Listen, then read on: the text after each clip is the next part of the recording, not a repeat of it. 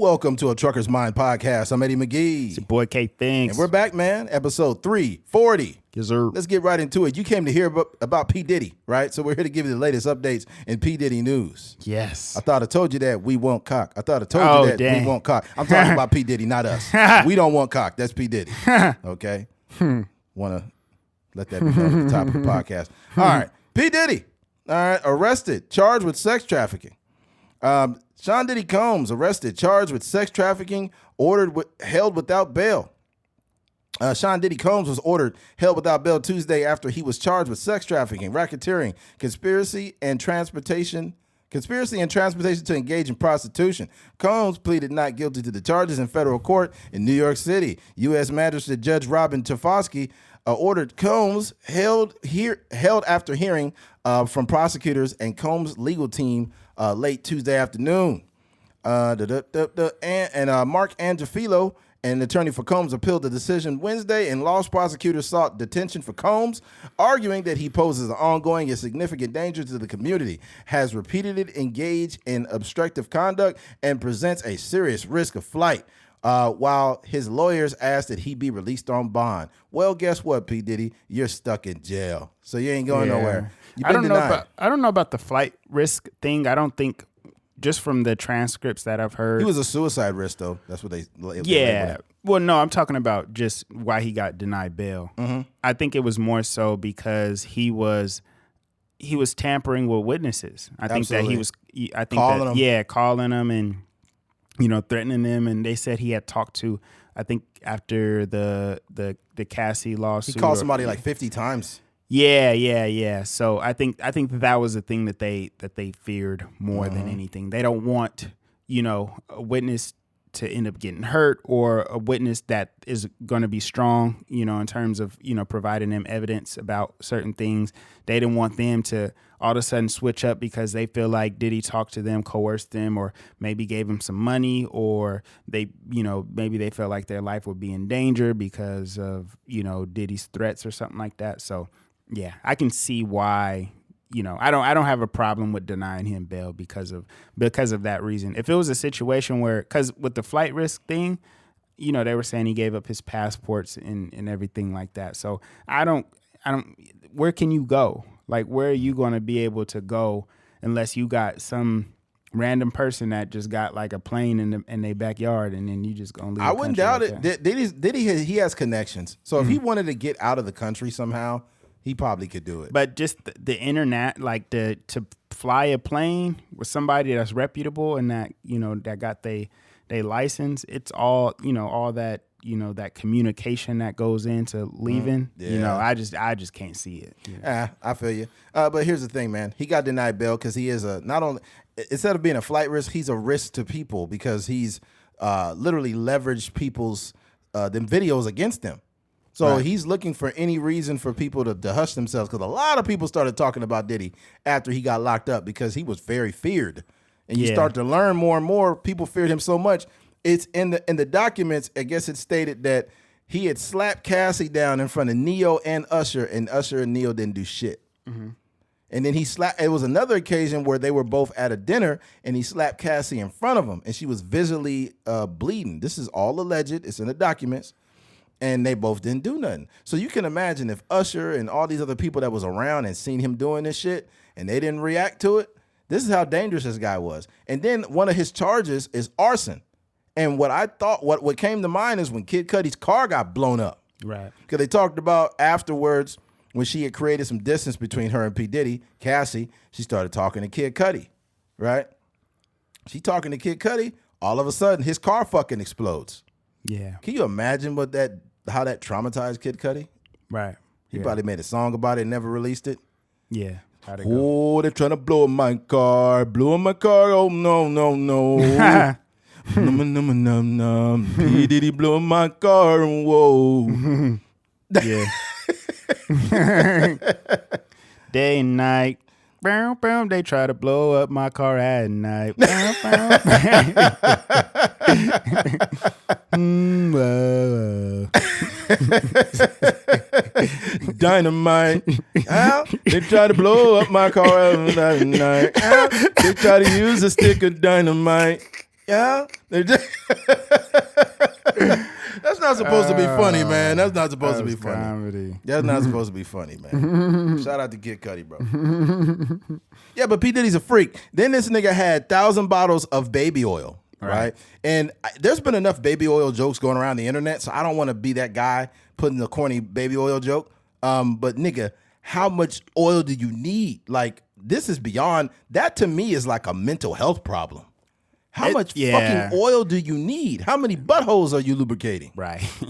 I just think that, who knows? I don't know the details of, who Diddy has sex with. A lot of, it's going to come out, whether, from what we know, what it sounds like mostly is that he had these freak offs, and it's from what, obviously there's a lot of allegations, but what it sounds like the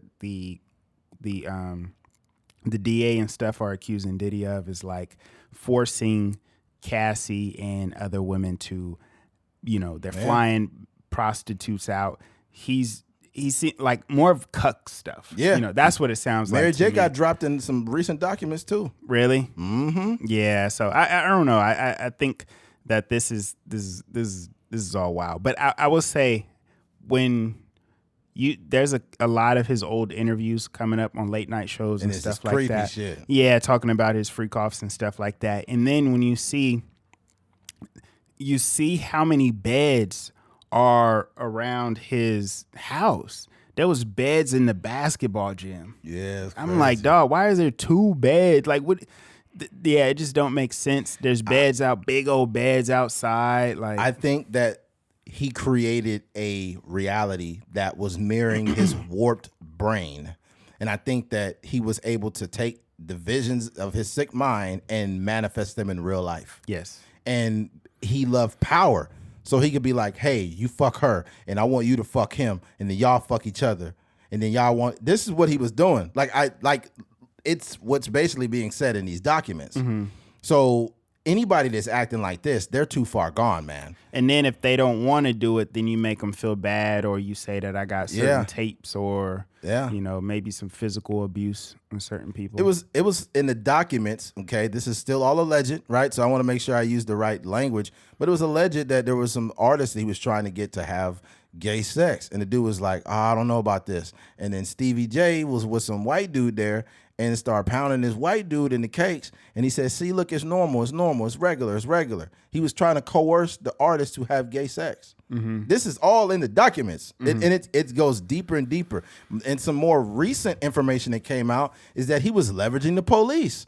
There was a picture of P. Diddy in the police station. Mm-hmm.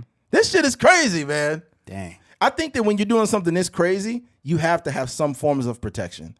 And I think that in some way, if those protections get breaking down, everybody's going down. There's just so much shit going on that I don't want to lose you guys, but there's CEOs stepping down from their businesses too, a lot of them. Mm-hmm. There are artists that are deleting all of their tweets. Yeah, I seen that. I don't see a connection. I don't see a connection. Yeah, I don't see a connection. But you may not see a connection. Maybe, hold on.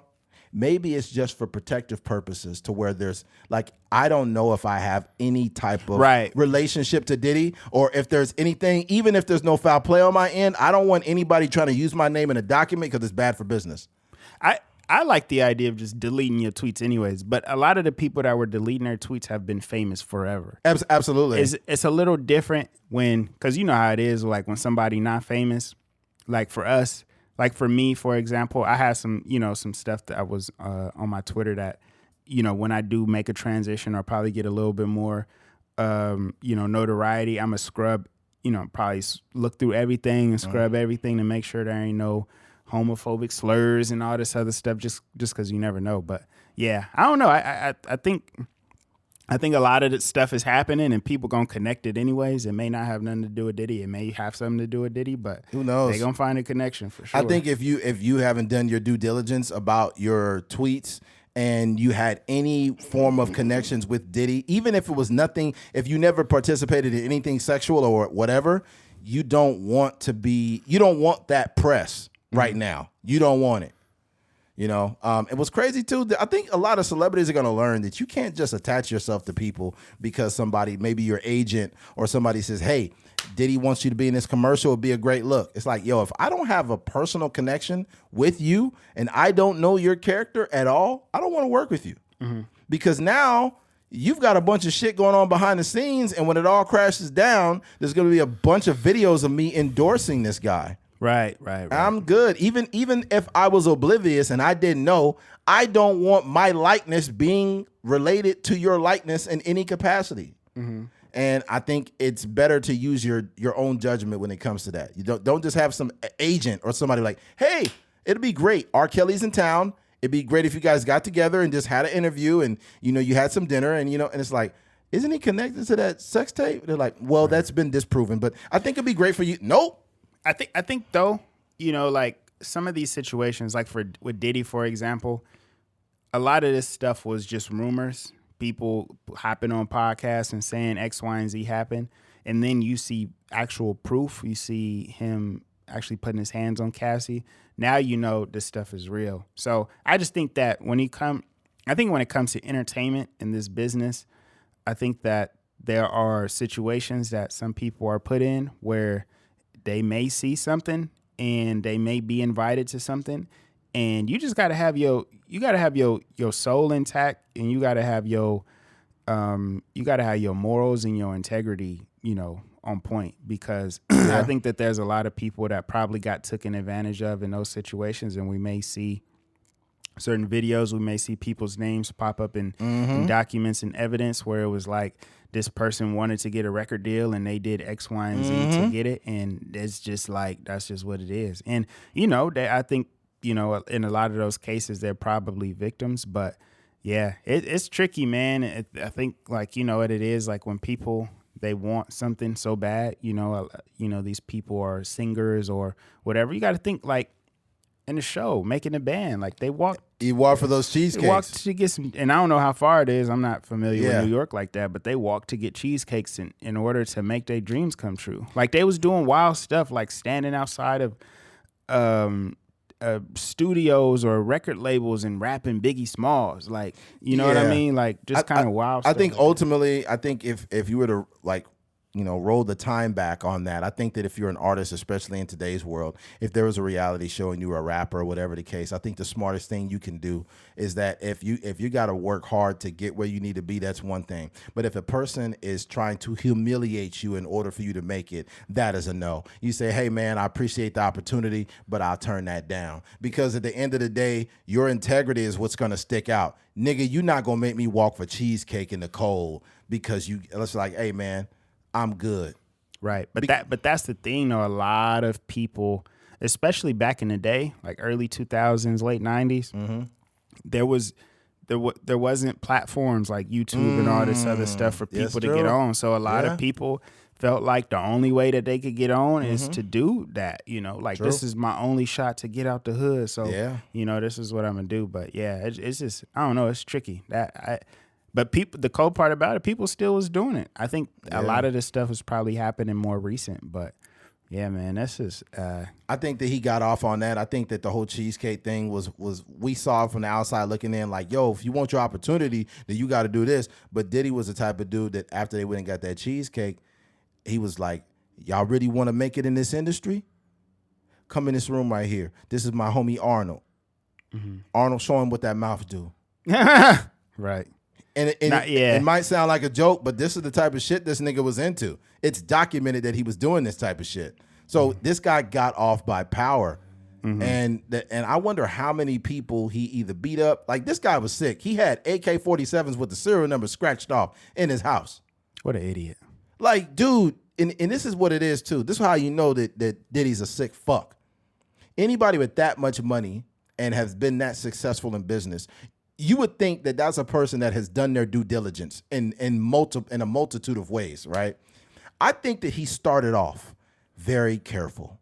I think that he covered his tracks very good, but he got so much power over the years where he's like, ain't nobody gonna say nothing. I got enough videos of people sucking dick. I got enough videos of people doing things they shouldn't be doing. Everybody know not to fuck with me. And you got so cocky and you got so arrogant that you left everything just out in plain sight. You left your baby oil out. You left your AK-47s out. You left all whatever else, all the videos and all the sex shit. They got the videos, dude.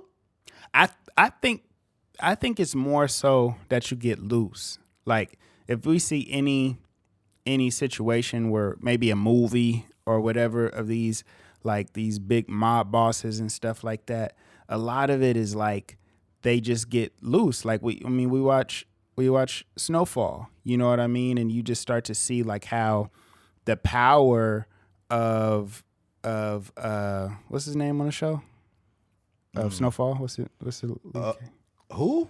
It's Snowfall. What about it? What's the main character's name? Oh man, I fucking forgot. It's been a while. I forget. Yeah. But yeah, whatever but you could just see how like this journey to get money and get out of the game, it warped his brain to the point to where he wasn't making rational decisions. You know what I mean? So I think that same thing with Diddy. I think, you know, there was this journey for his sexual desires, his sexual gratification warped his mind so much that he just got loose. Like he just wasn't, you know, like you said, at one point, it might have been like a very tamed, you know, basic vanilla version of what he was doing. And then you just wanted that next high, and not like a literal high, but just the high off of, you know, the sexual gratification that he just continued to do things. And it got to the point to where, like, you know, it's like that power, you know, and that greed and all these other things like combined. Yeah. And I think he started to get loose to where it's like, you know, at one point in time, maybe he had a safe for things, and then all of a sudden he just started throwing it in his closet, and it's just like, it just over the years, it just got crazier and crazier. He got loose, but he got comfortable and he got cocky because he could leverage. But here's the thing. I will say that society is worse than P. Diddy, and this is why I say that. P. Diddy would not be able to do anything if people didn't have the ability to be bought and sold. When people have the ability to be bought and sold and coerced, then it gives P. Diddy the ability to do this shit. And I think as long as people want to chase that Hollywood dream or that record deal or that whatever, that's where the monsters come out. That's how the monsters come out. If somebody had the integrity to say, hey, man, who the fuck do you think you're talking to? And he'd be like, it's like, what can he do at that point? He tried to test your sexuality and say, because I think I don't ever like to reference Whack 100 ever on this podcast, but he said something that kind of sounded true. He mentioned a guy, I forgot the guy he mentioned. He said that he walked by and he said, Diddy said, hey, what's up, big man? What's up, big man? Come out that shirt, man. We got to see you. Come out that shirt. And the dude said, hey, motherfucker, who the fuck are you talking to? He said, I'll beat your motherfucking ass. And he said, Diddy was just like, oh, come on, man. Come on. Ain't like that. And then he left him the fuck alone. But I think as long as somebody has the ability to be bought and sold, this happens. I'm not making no excuses for Diddy, but I think two things could be true. There are predators and there's obviously prey, people that don't have the ability or they're just victims. And there are people who are willful participants. If you're willfully participating in a sick man's game, you giving him all the motherfucking ammunition that he needs. Yeah. And that's the sad part, man. But I think the thing about it too is like you said, I think some of that is if we just keep it on, like, it seems like from what the DA was like mostly alluding to, and also what the judge is mostly alluding to, is even if it was just about Cassie, right? You know, we can exclude, because I think a lot of that other stuff, you know, maybe there are videos of actors, R&B singers, whatever, that, you know, maybe they get caught up in, you know, certain situations, and Diddy is using his home Twitter too, his home surveillance on, you know, to blackmail these people. But if it was just about Cassie, that's enough to get him, you know, thrown in jail. But when you talk about people being bought, you're talking about, you know, if it's just about that, and you're talking about escorts or male prostitutes or whatever, these people, maybe they work in Vegas or something like that. Absolutely. These people, that's their living. Yeah. You know what I mean? So it wouldn't be nothing for them to be. This is just a scenario. Yeah. Diddy, Cassie, let's say they in LA, they at, one of those fancy hotels, Four Seasons or something like that.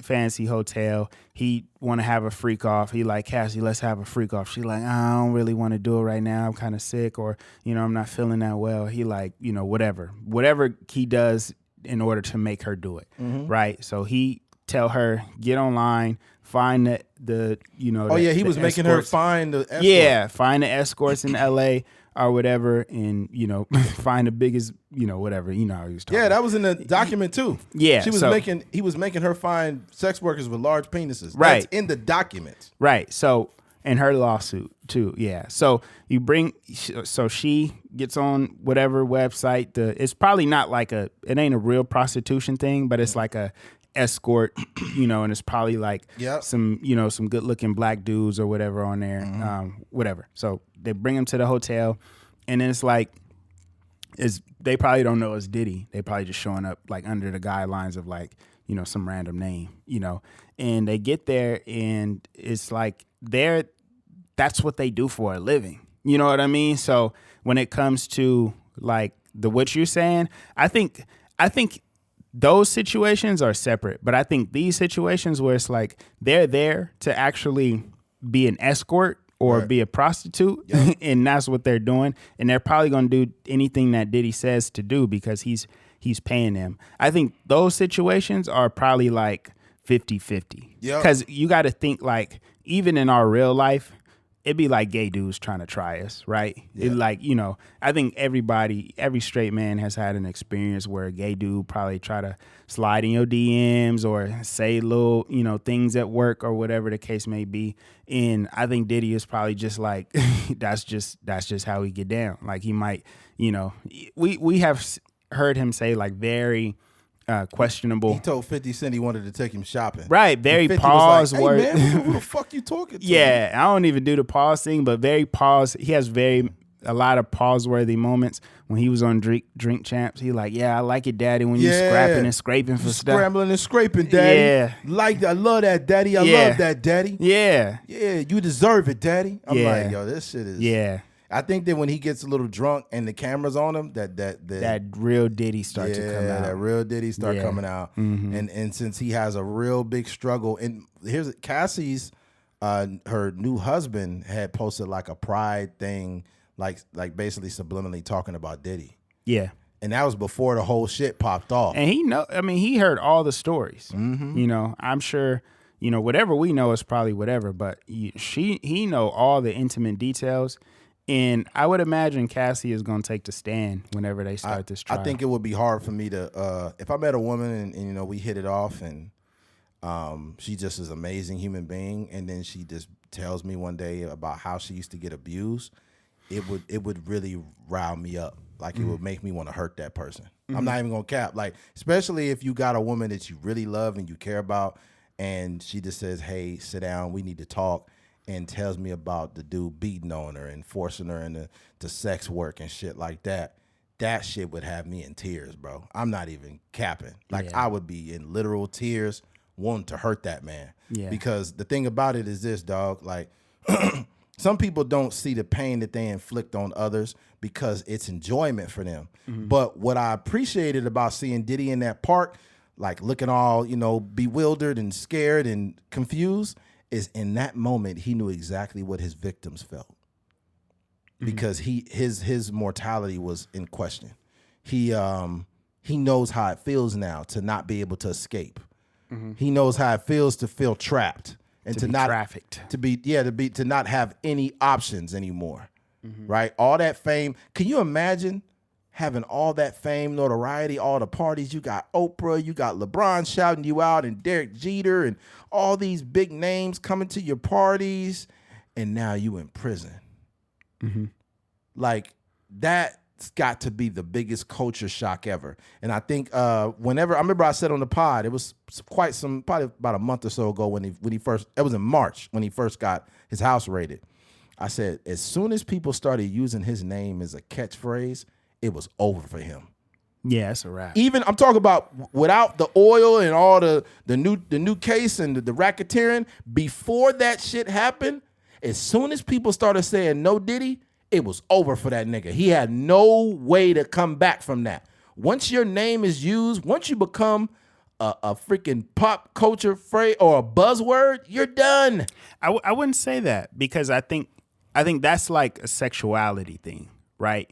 I think that, like even with Frank Ocean when he came, it was like a little bit of, they replaced no homo for like no Frank Ocean and stuff like that. Even I think Lil Wayne might have even had a line similar to that. But I think that like is a sexuality thing. But when it comes to like because the lawsuit came out and then they settled, but it was still kind of like gray area around it, because we kind of knew, like, I think it was like 50-50, but until we seen the video, was it like black and white? You know what I mean? Like it wasn't, because a settlement doesn't necessarily mean, anything. And we didn't really, it didn't go to trial. It didn't last long enough for anything to happen.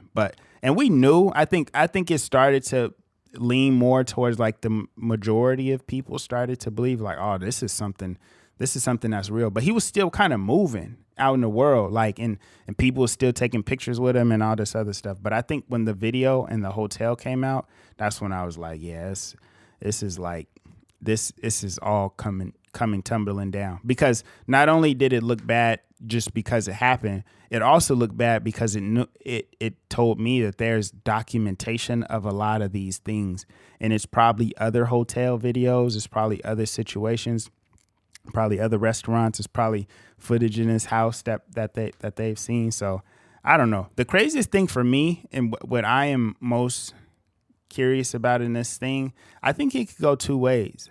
I think that, because they're saying like racketeering, and a lot of people are saying like they're going to bring down the whole Hollywood. I believe that it could go two ways. People were saying the same thing when R. Kelly got arrested. They were like, oh, it's over for the industry. All these people enabled him and all these things happened. But when he went to prison, to my knowledge, it was him. And there was other witnesses in terms of like, people testifying that certain things happened or they seen certain things. But it didn't shake up the whole industry. Big difference, Keith. What's that? R. Kelly was an artist. P. Diddy is a fucking mogul with a lot of connections. No, I get so that. That's where it's way different. With the two different beasts here. Yeah, I get that. I'm just saying the narrative of what people were saying. And then when it all came, crumbling down, like, because they were saying like, Jay-Z knew about certain things and he went on tour with him and, all these things. I'm just saying what people were saying. I'm not saying that the industry is going to come tumbling. It's not coming to, it's not going to come down. But I'm just saying like it is very possible that they just get Diddy on these things, and they have like, it could be a thing where it's literally just primarily about Cassie. And that's we're going to see what happens, because I'm sure they have a bunch of different evidence and stuff like that. But I'm just saying, and I could also see it being like this video of said R&B singer or rapper doing whatever in the privacy of Diddy's house has nothing to do with our case. This is just ancillary stuff going on, but it has nothing. This is not illegal, so this is none of my business. We're going to push that to the side. But we're only focusing on like the illegal stuff. You know what I mean? So. Yeah. With me, the reason why I felt it was over for Diddy, when especially when that video came out as well, or when they started saying no Diddy, is because when they reduce you to a joke and it's sticking, that's when it's different. Like, this ain't some social media. Damn, Daniel, look at the vans. Like, this ain't one of those moments. When people keep saying no Diddy and it's sticking, and they're still saying it to this day, and then to confirm, you got a video of you beating her. That's confirming. That's confirming your bad character. So you're losing to the public eye. Not to mention, the biggest admission to guilt to me, and no one ever says this. The biggest admission to guilt to me was that fucking album he came out with. And the reason why is I feel like he used that album as for PR. He was trying to build his public reputation before. He knew some shit was coming down the pipeline. He had to fucking know it. And this is a nigga that never releases music. Nigga never released no music. This nigga ain't released no music since he had them go get that goddamn cheesecake. Okay, and now you got an album in 2023 at the top of the year. You think somebody's stupid? You were trying to build the public perception. And by the way, this is all anecdotal, but come on, man. I wouldn't say that. And this is just me because I know how long it takes an album to make. And when I seen Diddy at the studio in LA, I wish I knew what when that actually was. But it was months before any of this ever popped off. So, and he had the album done. Like, he had the album, he had all the songs, Justin Bieber, The Weeknd, all these songs were finished.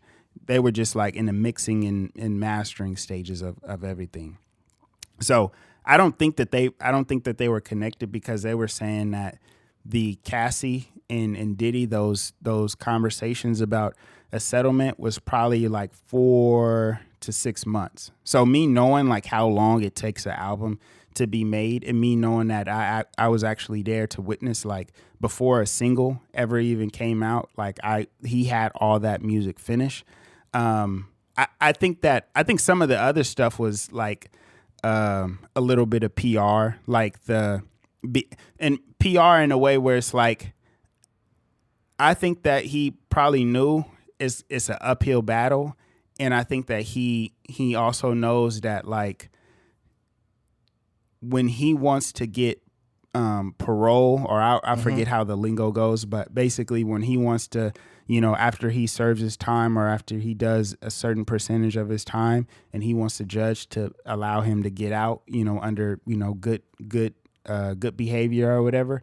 I think that a lot of this stuff is like that, like giving the passport and cooperating and all these other things. One of the things that, I'm going to change it a little bit. One of the things that was very alarming to me when I think that the DA, I forget his name, something Williams or something like that, when he was up there basically talking about the indictment, somebody asked him, they were like, Diddy's been cooperating, and he showed up, I think they asked him, like, why did they arrest him instead of allowing him to turn himself in or whatever the case may be. But he was basically saying, we don't answer questions about like our plans or whatever. Mm-hmm. And he said, one of the things he said is like, he's like, I think this term cooperating gets thrown around very loosely when it comes to cases like this.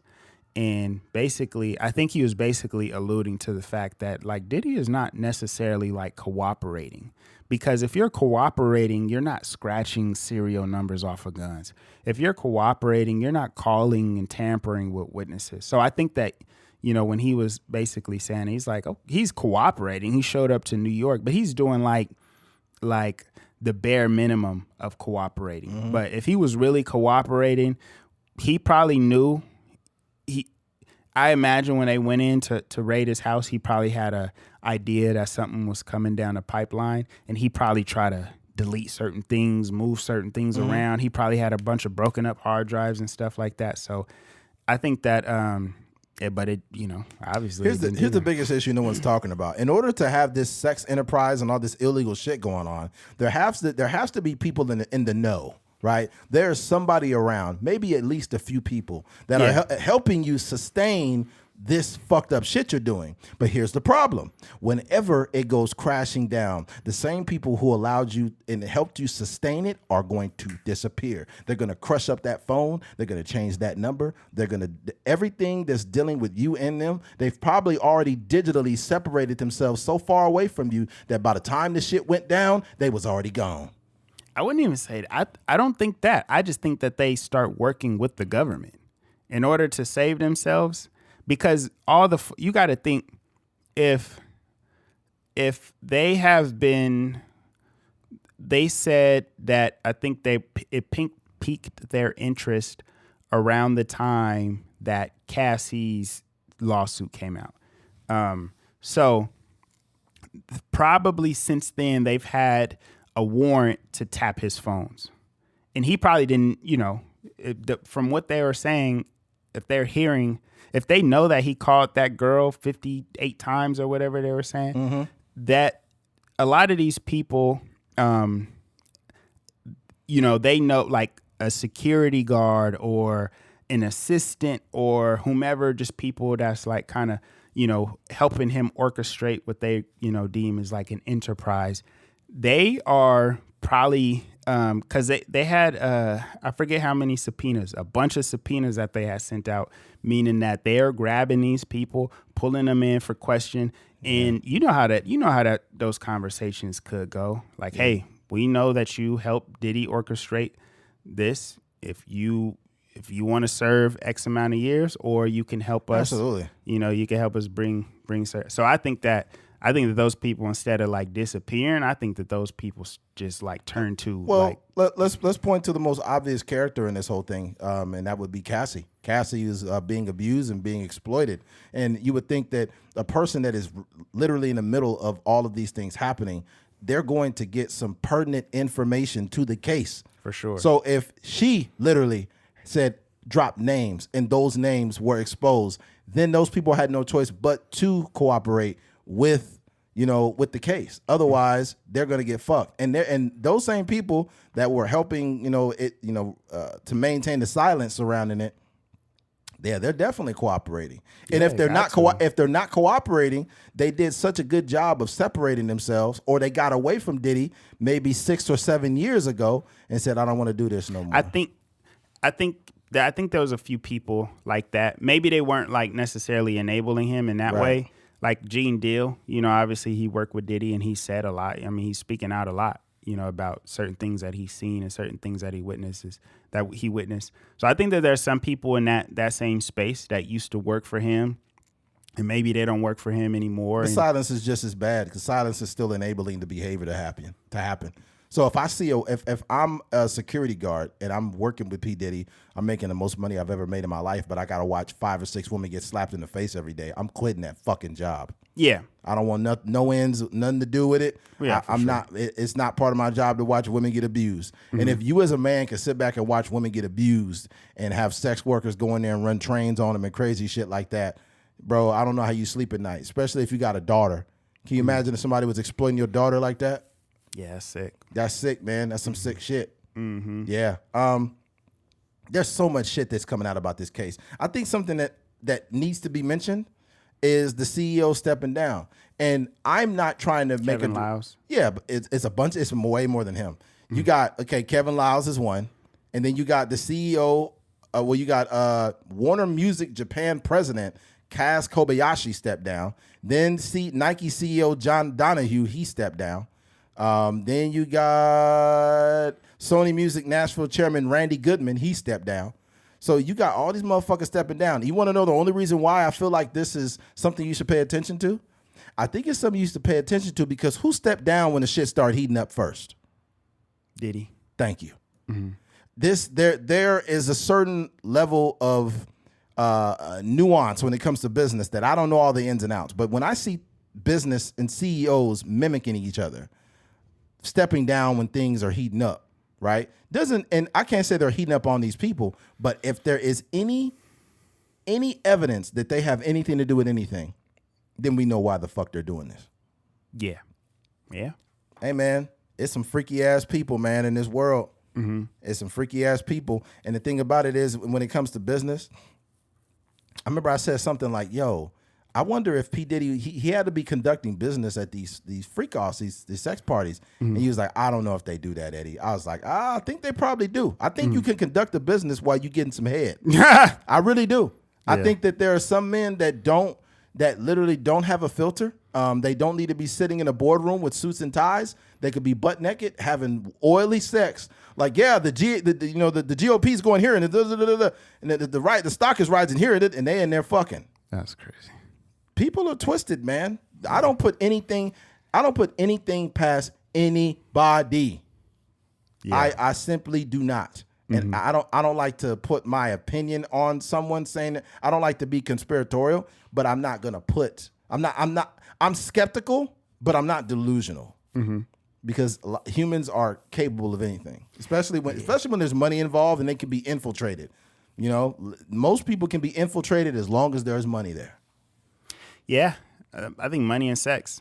Yep. Another thing that I would say is I think that there's a lot of ignorant entertainers out there. There's a lot of rappers and stuff coming out like, yo, Diddy just get in trouble for, what we do on a daily basis. Like we be flying women out and like having sex with them. And like now we getting, we gonna get thrown in prison for that.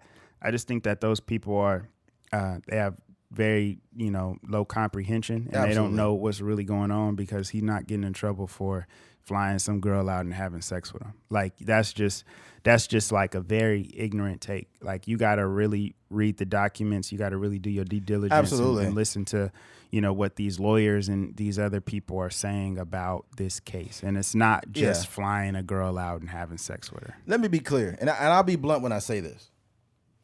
I'm not saying that, paying for prostitutes or anything is right. But let's say that Diddy never beat women. He never forced anybody in any sexual acts. He never did any weird, freaky shit. If a headline came out saying P. Diddy has been busted for paying escorts for sex, I would simply say, he's paying for pussy, and I would move on. Yeah, that's not just not what's happening. It's like if it is all consensual and she's offering sex in exchange for goods or money, even though it may be illegal, I would just be like, he's paying for pussy, whatever. Mm-hmm. But my issue comes in when you're abusing and hurting women. What the fuck was that noise? I don't know. Probably one of those nasty ass birds out there. How the fuck did those pigeons fly all the way from New York to get here? Nasty ass pigeons too. They look like they stank. All right. I'm not gonna have anything to say if everything is consensual, but I mean, as you can see in some of the documents, yeah, there's that. I also think that here's the thing. I think that even though, and you mentioned, you said they're not going to be like trying to, create headlines and dropping people's names. But in these documents, sometimes names come up, right? The scary part is this. We live in a society that's not, that don't use the word alleged. They don't use the word potentially. They don't use those words. Whenever they see a name in a court document, they look at it as facts and truth. Mm-hmm. So your name being in these documents, even if you didn't do the freak off shit, that's what people don't want. Yeah, nobody want to be tied to that. I could tell you that right now. Mm-hmm. And I think that, hey, man, Usher Raymond, we're going to see how this year ends for him. Mm-hmm. We're going to see. I don't know, but Usher has had his name in some headlines with other things. But I will say this. I think that whenever your name is put up in documents in the courtroom, whether it's you allege gave people herpes, like supposedly he had gave somebody herpes and whatnot. Mm-hmm. But as long as you're handsome and you can sing, people tend to overlook those documents. Mm-hmm. But when the evidence of something coming out is too evident, that's when the music stops. That's when the party dies, as Kendrick will say.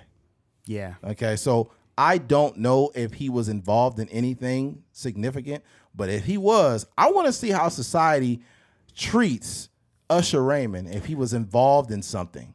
That's what I just don't think that they're going to mention anybody by name unless they were in the act of doing something illegal or unless it was supporting evidence. Because there's been so many people at these parties, like you could just mention anybody, but these are like this is the top of the top. Mm-hmm. The New York, the whatever they call like the South District or whatever. Mm-hmm. And then you got P. Diddy's lawyer who's like worked with all kind of other entertainers. Like these are people that it's not like, I think that every now, like even with I just think that it's going to be a situation, and this is just me, and this is my opinion. I just think it's going to be a situation where you can say anybody's name in Hollywood, but I think unless they were being coerced, unless that they were doing, enabling Diddy to do certain things, I just think that that's where they're going to keep it, and that's what the judge's job is to do. If somebody starts saying like, well, what happened with such and such at the party? And they're going to be like, objection, Your Honor. And they're going to be like sustained. And then they're going to keep moving on and, asking the questions that actually pertain to the case. And also the people that have their names involved in whatever said case. I think that those people, whether it's Neo or especially Usher, has the money and legal representation to say, hey, I don't know if you can, but say, hey, I want somebody present, somebody present to where if my name is brought up. when Lacey Peterson, I think, do you remember that case? Yes, I do. Yeah. So, to my knowledge, she was it was a witness. I forget who it was. I was watching the documentary on Netflix, but I was kind of like halfway watching it. But there was a witness who actually hired a team of lawyers and stuff like that just to make sure everything was on the up and up so that they not trying to twist her words and, when they're questioning her, they're present and all these different things. So I think that, I mean, they probably got lawyers on retainer already. Absolutely. But yeah, I think that when this is coming down the pipeline, all these CEOs or anybody that thinks that even if they maybe have not done anything wrong, but they have been to a Diddy party, and they may have did a little bit of drugs here and there. They probably just talking to their lawyers and say like, hey, I was at this party. I seen some things going on. I did a little bit of drugs. I used a little bit of baby oil, but I ain't I ain't with the racketeering or nothing like that. I'm just getting my I'm getting my rocks off. This is my question. This is my real question. I wonder if J-Lo was in any of them freak off videos. I don't know. That would be wild. I don't know, man. Do you know how much money that tape would be worth? The J-Lo tape? The J-Lo. I'm talking about J-Lo in the prime. Yeah. The green dress? The green dress J-Lo? Green dress J-Lo? And the freak off tape? Yeah. That'll be wild. Yeah. That'll be wild. That's all I'm going to say. I ain't saying nothing else. Yeah. I think I think he's going to prison, and I think that's not without a question. I think at this point it's just about how long is he going to be in prison. And the thing for me that is very interesting about this case is when I was watching Tory Lanez and that whole thing going on, every day I would listen to see like what was the new information. And it was not really much new information. We knew that he went to Kylie's house and they was hanging out, and he was messing with both Meg and her friend, and it was just a whole altercation after that. We didn't really learn much during that case, but I think with this Diddy thing, I think we're going to learn a lot about certain people that have been to the parties, and I just want to know what's on the tapes. And what's crazy too is they took all his aliases that he's used over the years, and they convicted all of them. Love, P. Diddy, Sean Combs, all them niggas is in trouble. Yeah. Man, it's crazy, dog. You ain't got a nickname to use no more. They ain't got your ass. So how do you feel if you're the kid, if you're the son? Like, how do you feel if this, is your P. Diddy is your dad? Like, how do you approach that situation knowing that he potentially has done some wild I stuff? can't speak from the vantage point of his son because I don't know if his son was kept in the dark. I wonder if his son was actually involved in any of the freak offs. His son is a grown man. And his son also made a rap video not too long ago recently. And he was real cocky with it, and they went and picked his ass up too. But he didn't get convicted of anything, to my knowledge. This is what I would say.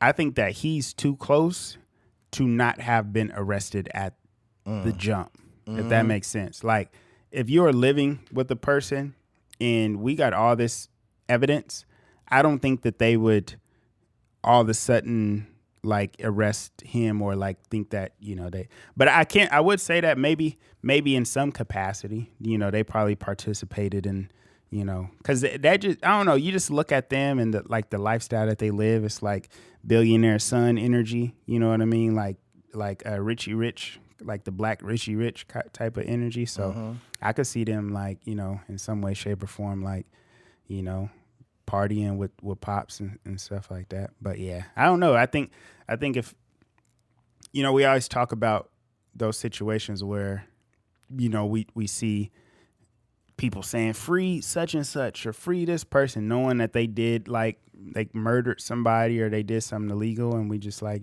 they don't need to be freed at all.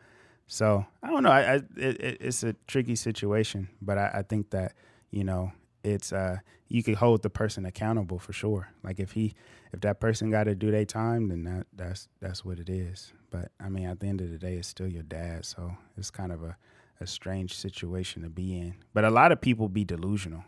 You know, like with that Lacey Peterson situation. I forget the husband's name, but the family still thinks that he's innocent, and they still are fighting for his freedom. You know, to try to get him out of there. So I don't know. Yeah, man. I can't speak from his son's vantage point. All I can say is, if you knew anything that your dad was doing and you was in on it, your ass deserved to go to prison too. All of you motherfuckers. The scariest thing about P. Diddy's son is that nigga look too much like Diddy. Yeah. That nigga look like he don't even got a mom. He just got a dad. That's how crazy he looked, just like Diddy. This came from Diddy's loins. That shit is crazy. Yeah. He's like, when you was born, you wasn't born regular. You came straight from the freak off. Like she just gave birth right there. Did you hear about this book, the Kim Porter, and I don't know if it's a security guard or something like that, but basically it's on Amazon right now, and it has a whole bunch of different allegations in there. Yeah. You know what's crazy about Cassie? This is what I get. Like, in regards to him just being a chronic abuser, I think that any woman he has a close relationship with, he wants to use them as his personal abuse toy. And I think that Kim Porter was the first one. And I think that Cassie was his idea of this next Kim Porter. And the thing that's crazy about it is, I just wonder where J-Lo exists in all of that. Yeah, because there's been other relationships that he's had, even with Carisha. But I don't know. Who knows? Like, because when you hear about maybe J-Lo has just got, she just kept a tight seal on her version of what their relationship looked like. Or maybe it could have been a thing where him and Cassie's relationship was just a little bit different. She's a little younger. He probably, might have nurtured that relationship different than he did with J-Lo. Even Carisha, And he got her, like, she had a hit record, bro. Yeah. He got her when, like, right after she had that hit record back in 05. That song used to slap. And, like, right after that, that's when he got her. Yeah. And he was with her over the years. Yeah. And she's 1 year younger than me, so she's like 38 right now. It's just crazy, man. Yeah. Jeez, man. Wow. Crazy. Even, Ryan Leslie was a part of all of that too. Like, really? I think him and Cassie, I don't know if they had a real relationship, a working relationship. They was, but they was making a lot of that music together. A lot of that first album and stuff. Ryan Leslie produced a lot of that music. Ryan Leslie probably had to go into hiding after that. Yeah, I'd be curious. It's a couple people that have kind of disappeared from the atmosphere. A guy like Farnsworth Bentley, like, where's he at? You know what I mean? He was Diddy's assistant. He was carrying his umbrella. You know what I mean? Man. So obviously a lot of the band members, like making the band, and Danity Kane. Obviously Aubrey, was it Audrey or Aubrey? Aubrey O'Day? Yeah, Aubrey O'Day. She's came out and said certain things, but yeah, I'd be curious to know, what some of these people that have kind of ducked off with their experiences. Yeah, Farnsworth Bentley, he considered a butler, right? I think so. Yeah. This is what I would say about Diddy too, in terms of that power thing. And like I said, I've only been in his vicinity for an hour and some change, maybe, if that. He has curated his lifestyle to where he don't really got to do much, like when he wants somebody to look something up on his phone, like, he'll just hand somebody the phone. If he wants somebody to pour drinks, like, they pour drinks. He don't have to do much for himself. So I can see, I think that this is why I appreciate somebody like a J. Cole, is because you still see him riding around New York on his bike, or you still see him popping out in places, just like trying to find some normalcy in being like one of the biggest rappers in the world. Yeah. And I think that, I think with like Diddy, and this is something that I've always thought about him, like the way his lifestyle is just kind of like a Trump, or, like one of these like very wealthy New York, white Caucasian families that just, that they have like generations of money. Like, he's kind of like Robin Leach. Like, you feel like Robin Leach is just like orchestrating his lifestyle. So I don't know. I just think that, that all that stuff feeds into how he's This dude Freddie that used to be in Making the Band, he just got it's just a video that popped up 11 hours ago. It says, I believe Diddy's boyfriend was Farnsworth Bentley. Oh dang. Yeah, crazy. I watched some of his interview, and he didn't really say much. He was it was a lot of these people still aren't really saying, they're not really giving a lot of details, But I didn't see that video, but I did see part of his other interview. Yeah, that's where wild. he's talking about the documentary that they were putting together. Yeah. And, how good it is. So yeah. All right. Well, I don't know. We ain't got much more Diddy news. I think we've covered this. We'll be able to revisit this topic soon. Probably I think in a few months. Probably in a few months. It's going to be before the year is up. There's going to be some real crazy implications going on. Yeah, they're going to go to trial, and we're going to be tapped in. Hopefully it starts in a way where, it's early enough in the week where we can start digesting it, and we could really give our takes on everything. But follow Trucker's Mind Podcast for play-by-play Diddy news. Yeah. Right? All right. Switching gears.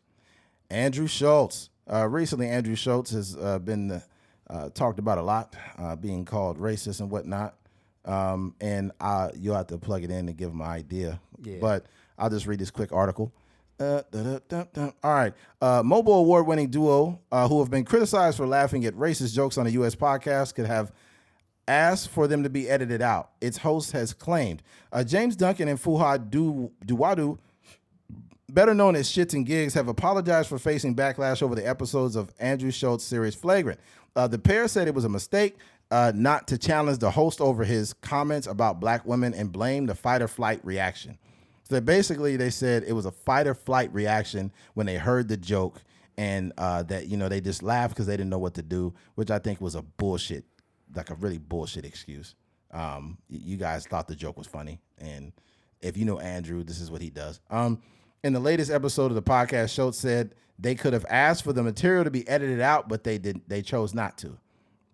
Listeners took defense at Schultz's comments made during the discussion of Black Girlfriend Effect, the inspiration of a TikTok trend where mixed race couples share how the relationships change them. James and Fuhad agreed that black women glow up the other culture, but Schultz argued that white men alter the appearance of the protective instinct. He added, they shave their hair because they start losing it. Go ahead, just pull the clip I was like, up. well, he got the clip right Yeah, here. you got the clip here.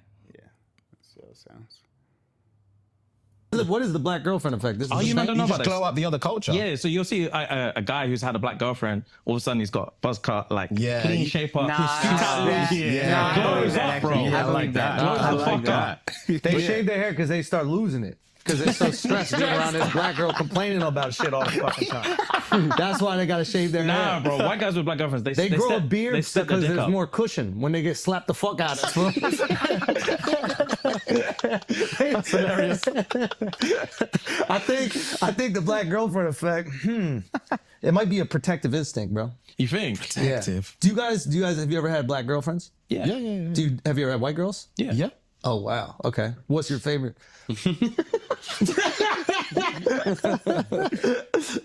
We love them all. Yeah. Oh really? We love them all. Yeah. That means white. Who gets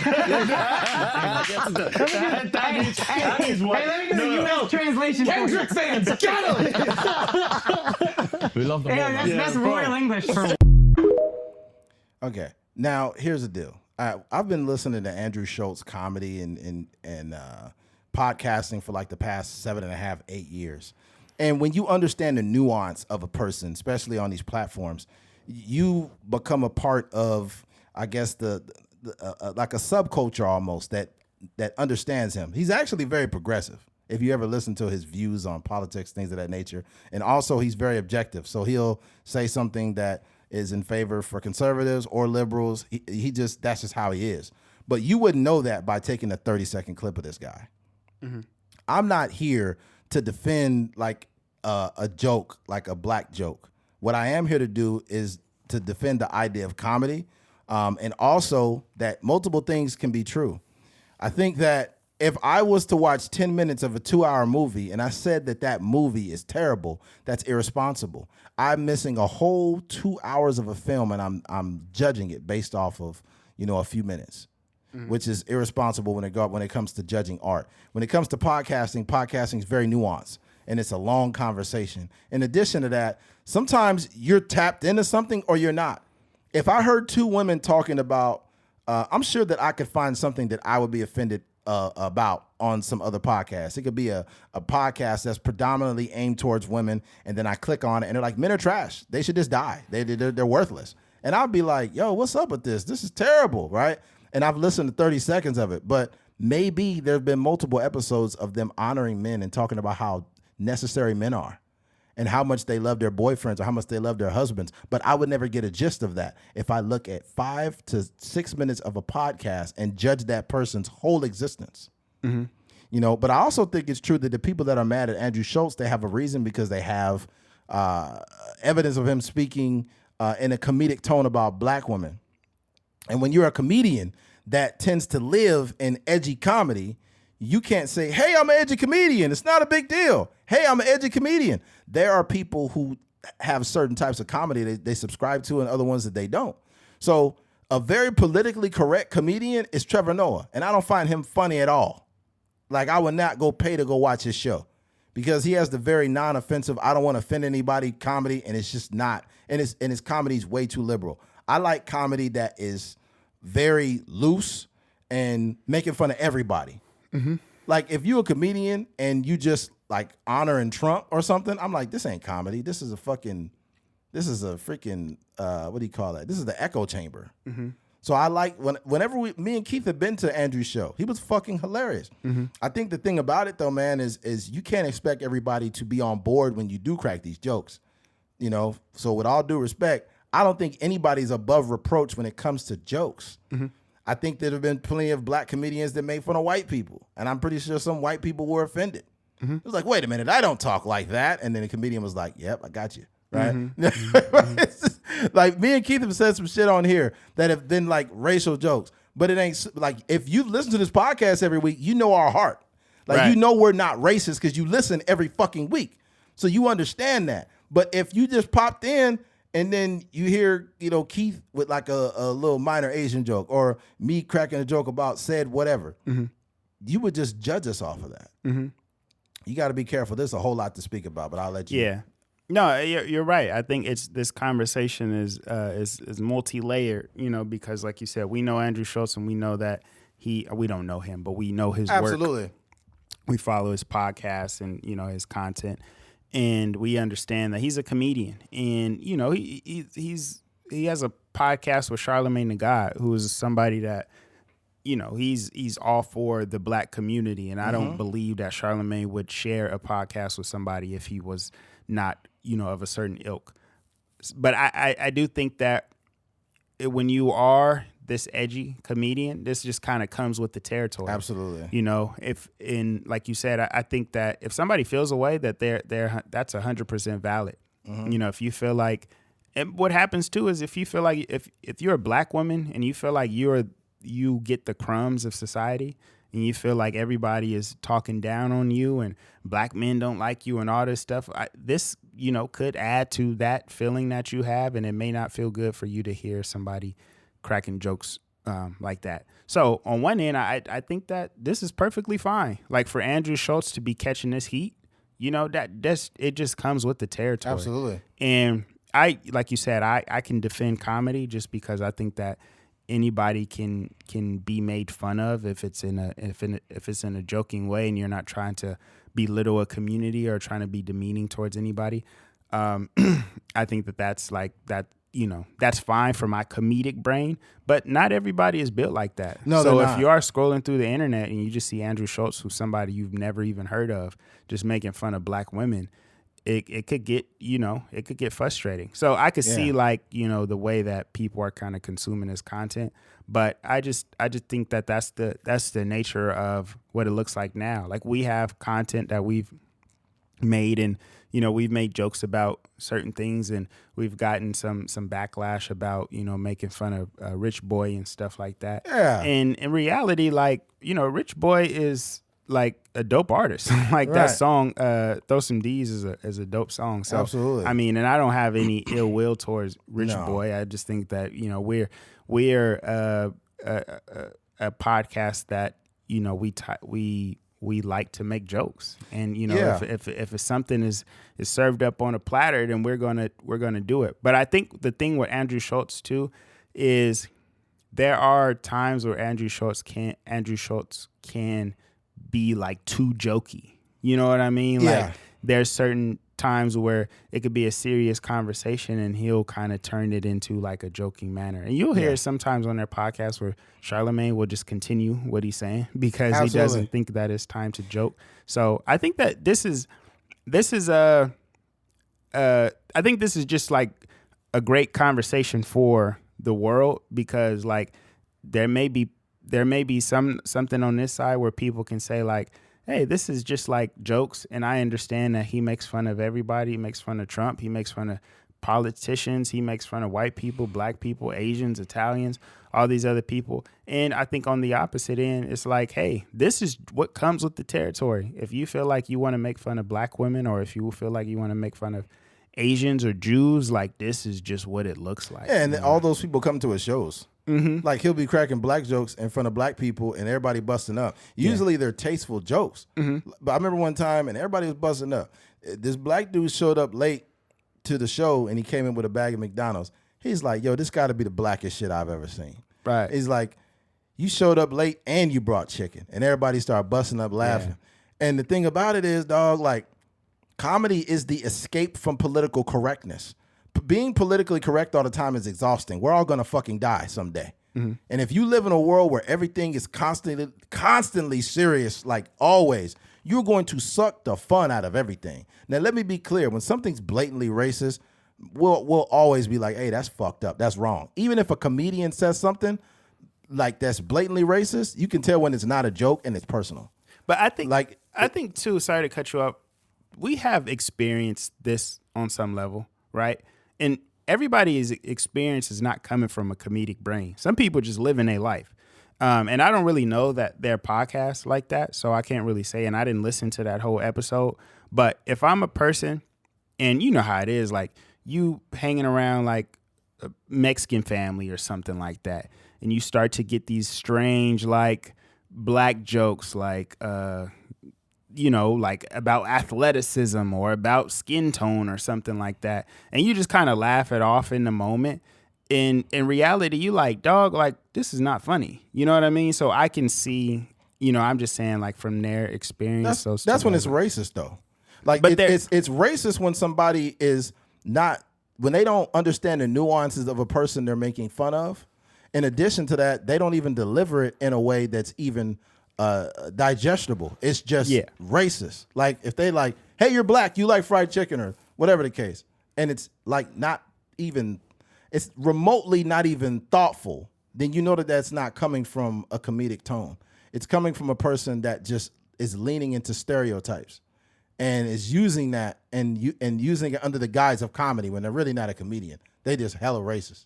Because that can happen. I've seen that before. What was the dude that used to be on Seinfeld? They call Kramer, but I forgot his real name. Something Michaels or something. I forgot. Yeah, he was like, nigger, fucking nigger. We would have burned you with a pitchfork or whatever. And everybody was just like, whoa. Yeah. Like Hey, he this just, ain't comedy. he had a meltdown. Like it wasn't even comedy. It was just pure racism. And that's when you really know something's wrong. And it doesn't have to be overt for that to happen. You know, but I think like I've listened to a million podcasts with comedians and the way that they even communicate and their brains are different. And if you don't listen to that type of comedy, you're going to be bent out of shape. When all you listen to is comedy with no curse words in it and comedy that's just very conservative or very liberal, you are so stuck in your echo chamber that you don't even know what the fuck is going on. I heard this episode of Bobby Lee. You know Bobby Lee is the comedian. It's Bobby Lee. I think it's called the Tiger Belly Podcast. And Mrs. Pat got on there. And I think she like, shit, what kind of Asian is you? Right? And I'm busting up laughing because Mrs. Pat is this Southern bumpkin that she been shot. She got all these stories about all kinds of shit. And it may come off race like, I ain't trying to do this for all these damn white people, right? And you sit up there busting up. And she'll say those jokes in front of a crowd full of white people and everybody is busting up dying. But even Bobby Lee, I think he was talking about The wasn't he on Kill Tony? You might have been.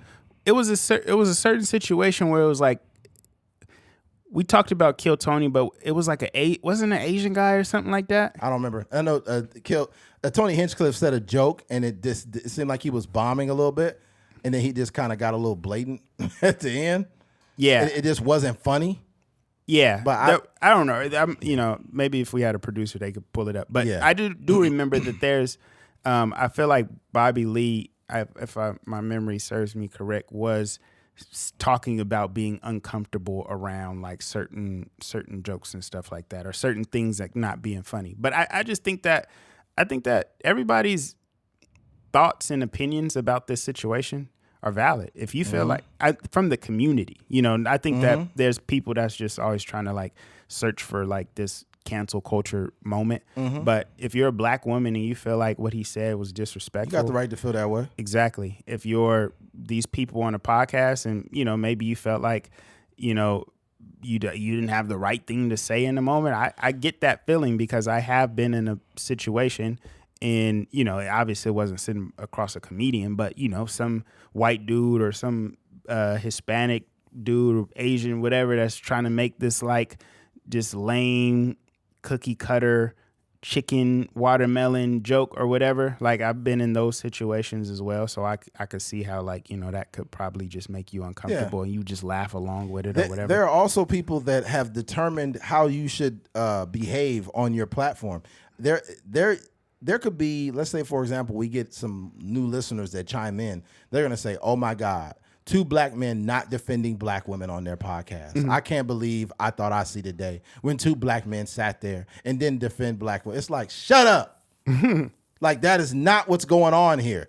The truth is multiple things are true. We have to stop living in a world where only one narrative exists, because that's one of the problems.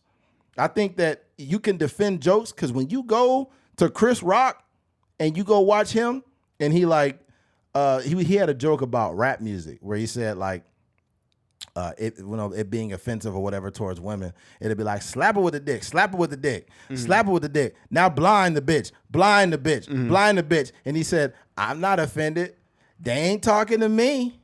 Right? So that's the same thing. Yeah, that's literally the same thing. And not to mention Dave Chappelle, right? Dave Chappelle was, had the issue with the trans people was coming after him for a while.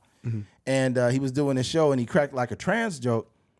And somebody in the audience just crossed their arms and just stood there. But they weren't mad when the black jokes were going on. They wasn't mad when the short jokes was going on. They wasn't mad, but as soon as he told a gay joke or a trans joke, now you mad. Yeah. We also have to realize that the world is not going to be packaged up and delivered to us the way we want it to be. That is just not how the world works, right? So if you laughing at a joke about somebody being retarded, and then you laughing at another joke about somebody being short, and then you laughing at another joke about somebody being broke, whatever the case is, you laughed at physical disabilities, body shaming jokes. You laughed at all of that shit, but you drew the line at trans. This is how we got to be careful, man. Yeah. We got to be careful. That's something that people really might want to look into. Outside of that, I'm a huge fan of Andrew. And I will say that I think that he needs to stop treating everything like an open mic. That's his problem. Yeah, I would tell Andrew Schultz that I would tell him sometimes you just be shooting on the podcast. And I also think with Flagrant, there's way too much laughing on that episode. Nothing is that goddamn funny. I think it's exhausting mentally listening to that podcast sometimes because they're just like, and they went over there, and we went over there, and the whole podcast is just giggly head fucking laughing. Nothing is that funny all the time. I just think that sometimes too many comedians can oversaturate it with open mic material. Right. And everybody's trying to shooting get their jokes off. Everybody's shooting. Yeah. And it's like, bro, write that shit down on paper. I've heard them have serious conversations, but I've also heard those serious conversations once Schultz start talking about them and just start adding in attempted jokes. It's like he never wants to give up on a joke. Right. But that's why like Charlamagne's presence on Brilliant Idiots is so great. Absolutely. Because he's not a comedian. He's a funny guy, but he doesn't do stand up. You know what I mean? So when he's on there and there's a serious conversation that needs to be had, like he gonna get the serious conversation off. And if it's time to joke, like he just has I think he has a great temperature for, or thermometer, for lack of a better term, for like when things should be serious and when things should be funny. And there'd be, like I said, there'd be times where Schultz is trying to make fun of somebody like Kamala or whatever, and he'll be very serious about it. He's to get his point across. So yeah, I think that like you said, that's like, you kind of falling victim to your own character flaw, like where you think everything is a joke. Mm-hmm. So yeah. So that's my take on that. But however, I will end this conversation with stating that the conversation that those two had, the shits and gigs, I think it was very disingenuous. And I think that the audience that you had before you went on that podcast, I think they second guessing your content now, because it just was not a good apology. And not only that, I think that people who really know you, like people that really know us, that listen to us every week, that know us, like if something like that was to happen to us, they wouldn't unsubscribe, because those people that are doing this shit are new to the platform. All those new people popped up and said, he's racist. They're racist. He's racist. Or Eddie is a homophobe, or Keith is this or that. And you've determined my whole existence by a 10-second clip without knowing what we do on this podcast. So the thing about it, if I'm getting up and apologizing to a bunch of people that don't give a fuck about the platform, that's not good either. Now you're pandering and bending the knee to people that don't really listen. There are some people who constantly look for conflict online. They're not even really looking to see the nuance. They're looking to be offended. Right. And it's important that you can read between the lines when it comes to that. For sure. Yeah. No, I think people got it.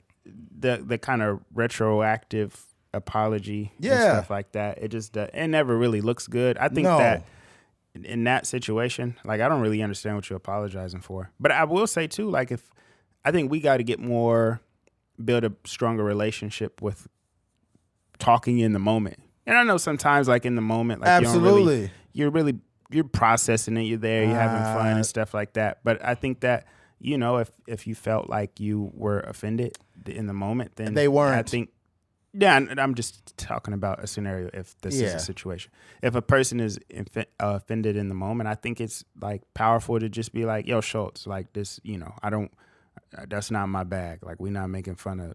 Yeah, you got to shut that down right there. Exactly. Yeah. And I don't think he would have been like, man, he probably would have just moved on. Well, here's the difference though. Like they're not comedians, right? The two dudes, they're not comedians. They don't understand the nuances, right? So us as two black men, if Schultz does that, even if we laugh, I'll be like, hey, Schultz, I know you. And, I know you're a comedian, but let's be clear. We're not going to be cracking no jokes on black women with us on here. We're not doing that. Yeah.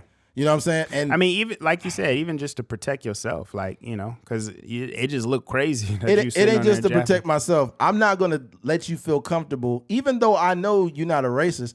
I don't want you to get comfortable with two black men sitting here and you just cracking these black jokes on black women. Mm-hmm. You know what I'm saying? Mm-hmm. And I'm pretty sure Schultz would respect it.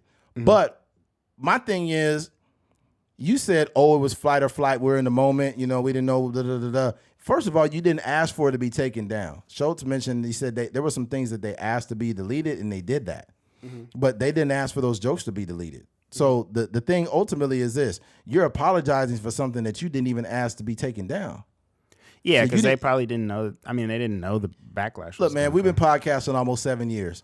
I'm able to process things in real time and respond concurrently. And if something doesn't make me feel right, even if I take 40 seconds, 60 seconds, 2 minutes to really ponder on what just happened, I'm going to respond concurrently. So the listeners that catch the podcast, they understand like, okay, Eddie meant this. I'm not going to wait till the fucking podcast ends and be like, hey, what you said earlier wasn't right. Mm-hmm. I feel like it's important to concurrently, if you have the mental capacity, if you're a talker, right? Me and Keith are talkers. We got over 20,000+ hours of podcast time. So we've been doing this shit for so long. I don't care if I'm interviewing a pastor or a cop or whoever it is. I'll be like, hey, wait a minute. Can you reiterate on what you just meant? Because maybe the listeners may not pick up on what you just said. Yeah. they might not interpret it the way that you mean it. So do you want to like elaborate on what you just said right now? And they'll be like, oh, what I was saying, there you go. That's what I was like. I don't like to set people up also where they say some things that are like incriminating. We've had one guest on here where we had to remove a statement that they made. And that only happened one time. And me and Keith knew in real time that is probably going to have to be taken out of the podcast. We even talked about it before we uploaded it. And the dude hit me up and said, hey, man, you know, if you could take that out of there, man, I didn't mean it. And I'm thinking, and then when I hit up Keith, he was like, yeah, I knew that nigga was going to ask to have that taken out. But that's what happens, though. People also aren't podcasters. Me and Keith can like pin something down in real time because we've been doing this shit for so long. This is what we do. Right. So we can identify when something doesn't sound right, or if something needs more, if we need to reiterate something, or we need to add more nuance or conversation to a subject. We know that. But a lot of people that don't talk on microphones, oh God, I pray for you, because you're going to say some dumb ass shit. Yes. Especially if you're not a consistent podcaster. If you release a podcast once every other 4 weeks or a month or so, you don't have a real muscle. Like your brain's not operating at its highest frequency. Yeah. So you're going to get on there and be like, so, you know, I was fucking my neighbor yesterday. And he'd be like, why are you saying that on here? You can't say that, man. Yeah, they be acting like the mic is the truth serum. And not only that, you're not going to fuck up the podcast for everybody on there. If it's, let's say it's me and 3 other guests on and you say something crazy like, man, you got to take that podcast down. Like, no, nigga, I'm not taking that podcast down because you said that. Yeah. Like, you said what you said, motherfucker. Nobody forced you to say that. You're a grown-ass man. You can't do that. Yeah, that's dumb. But anyways, Yeah. let's go ahead and switch gears. Switching gears. Nancy Mace embarrassed a CNN panelist by sharing his very flirty private messages after he denounced her as a racist. And this is for Michael Eric Dyson, for those that don't know who Michael Eric Dyson is. Michael Eric Dyson, basically, Nancy Mace had said Kamala, and he basically said, he implied that, you know, black people have been disrespected for many years by not saying their name correctly or whatever. Let me read it. Now, let me just say this, because this congresswoman is a wonderful human being. But when you disrespect Kamala Harris by saying you will call her anything you want, I know you don't intend it to be that way. This is a history and legacy of white disregard for the humanity of black people, Dyson said. But when the cameras were off, Mace said that Dyson changed his tune after they took a photo together. She also said Dyson was flirty when they started texting each other. Mace shared images of the text on her social media account, and she said were from Dyson after they took a photo together after the contentious segment, right? So there's a picture right here, and she's a fairly attractive older woman. And this is what this nigga said. He said, shh, don't tell anybody we look good together. And then he put a laughing emoji with a kissy face, like a literally blowing her a kiss. Then she put ha, ha, ha. And he put, well, you're gorgeous and this makes the photos. So there's that, right? So that was him putting game down. But then he comes back and he says, you know what? I don't know why she's trying to make it look like I'm trying to get at her. I've never talked to a white woman in my life. And I'm just like, come on, dog. Just own up to it. You wanted some pussy, man. Yeah. Just cut the bullshit. That's the problem that I have with people. If you're going to do something in private, stand on it, right? Do I think it was corny that she screenshotted it? Yeah. But also, if she didn't feel okay with him labeling her subliminally as a racist, and then you want to fuck me after it, hey, man, you got to call a spade, man. Yeah. You wanted some racist pussy. You wanted that racist pussy after you said that shit, man. You can't do that. That's the hard part about these people that are like so pro-black, is that they can't really. They have a certain standard. There's certain expectations by society and their followers and stuff like that they can't do that. They can't be out here flirting with no white woman like that. And secondly, like this is, to me, it's not that big of a deal. No, it's but not. the thing about it is, like, this is just all entertainment, and we know this. We know that these people, these political pundits that get on these platforms, and they talking about Republican this and Republican that, The or Democrats. the Dems are doing this, and the libtards and all these things. Like, we know behind closed doors they going out to eat together and they hanging out, they playing fucking tennis each other and together. everything. Yeah, all that good stuff. So this just confirms that belief that this is just all entertainment, dog. Yeah. And if he wasn't a person that was so like pro whatever, and also if he didn't call her racist, this probably wouldn't really be news. If he was just Not at getting all. his rocks off in private, like, it would be cool. But the hard part about it is you disrespected her, or I wouldn't even say disrespected her. You try to correct her and make her look bad, make her look a certain way on like a public platform, and she played into it a little bit, and then she just exposed you, and now you look stupid out What here. you got to understand about women is women from the time they started to develop, they can leverage their sexuality. They can leverage their looks. They can leverage their attractiveness.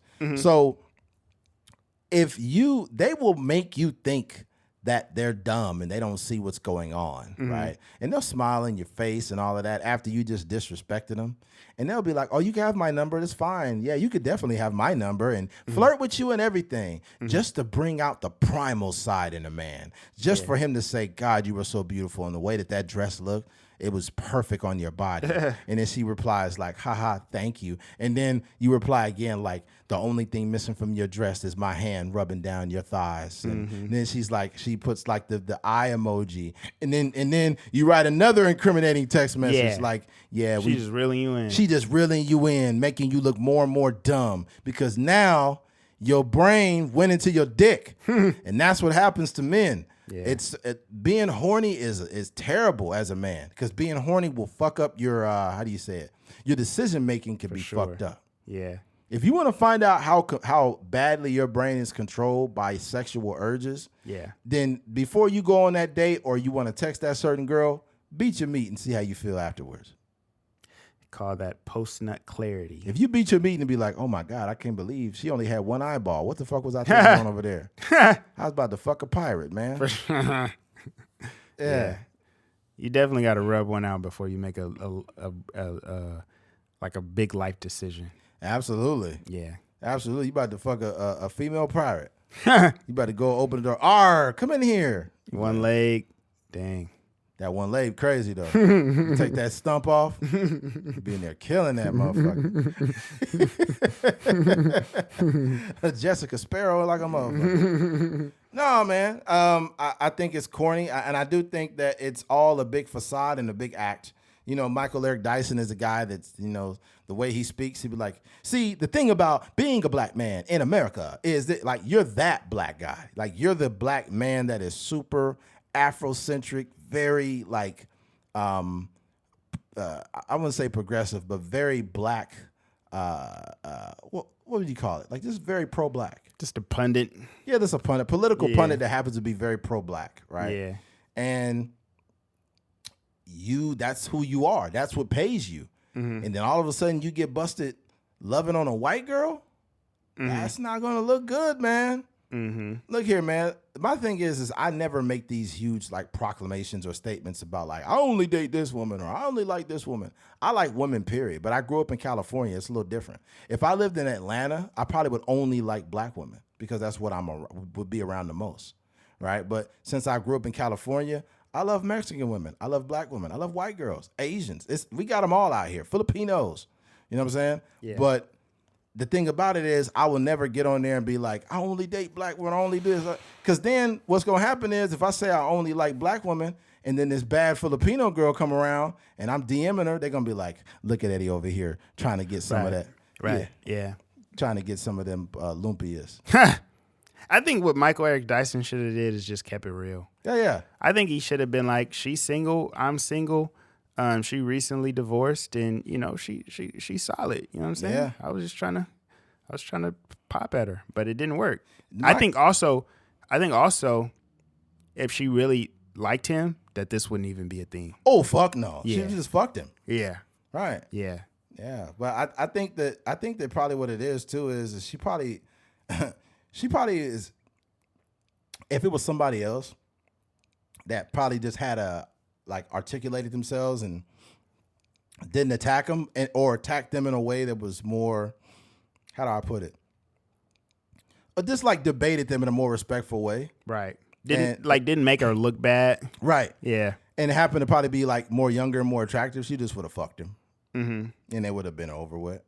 Yeah. Right. Yep. But Michael Eric Dyson is a little older. He's super pro-black. And he got busted with a white girl, bro. That's a stain. You can't. You only get busted with a white girl when you deny him. And he didn't really have game. Like No game. It was like simp game. that's like high school game. Yeah, he's like, your gorgeousness made this. And it's like, dog. Yeah. Dog, this is not the 70s, nigga. You cannot do that. She screenshotted your shit, too. Yeah. Michael Eric Dyson, the type of dude that's sneaking off with the white girl. Yeah. Like, he'd be like, you got to come over at 12. I can't let people know you over here. But that's the man, Dr. Umar, Michael Eric Dyson. Like, I don't even think Michael, he is kind of like very pro-black. I think he, but not as far as like Umar goes. So if he was to, I don't know, he can't pop out with a white girl. I don't know. I can't really save you, dog. That's crazy. I'm trying to find. I think, Who her- honestly, Go ahead. I think, honestly, it would the blow would be softer if it was a Latina.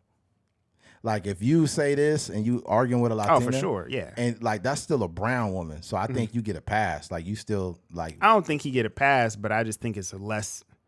White is the complete opposite. Yeah. Yeah. That's what I'm saying. If you're messing with, like a Puerto Rican or, like, a black-leaning Latina, like an Afro-Latina from, like, Dominican Republic or something. Yeah, that's different. It's going to be a softer, like, he'll be able to say, like, yes, she is a Latina, but a black-leaning Latina and an African woman, okay?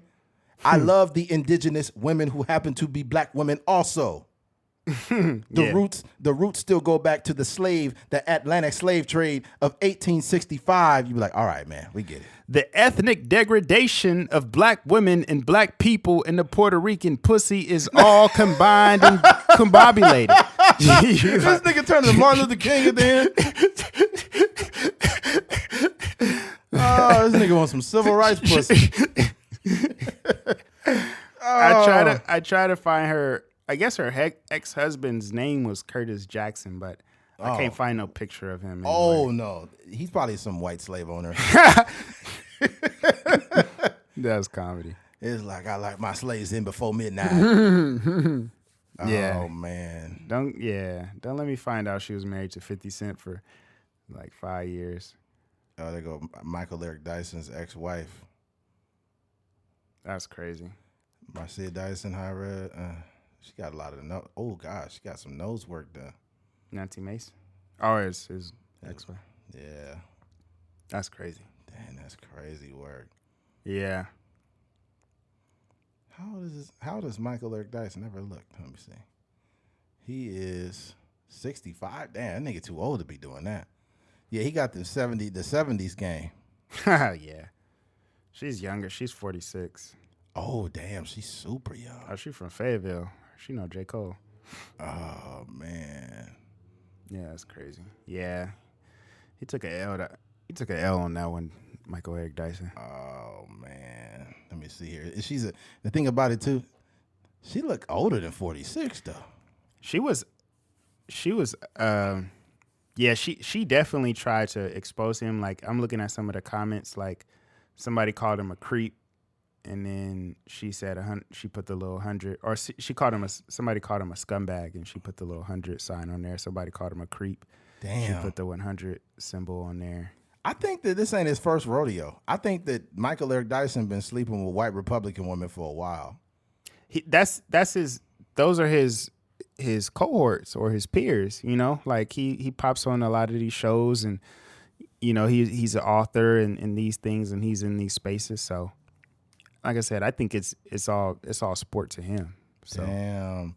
I know that I bet you Dr. Umar finna light him up. Like, I cannot believe that you allowed the white devil woman to get you to fall for the biggest fall in a black man's life is a white woman. And you seem to fall for the tricks of the white woman as a slave. In 1865, they wrote a treaty. It was a peace treaty between the white man and the black woman that kept the black man out of the household. You be like, nigga, shut the fuck up. He just wanted some white pussy.